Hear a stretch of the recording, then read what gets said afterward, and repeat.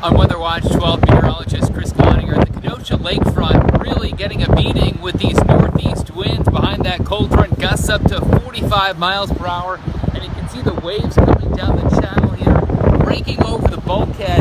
Every once in a while you'll see a huge wave that crashes over the North Pier Light. Coming up on WISN 12 News starting at 5 o'clock. Much more on this early taste of winter.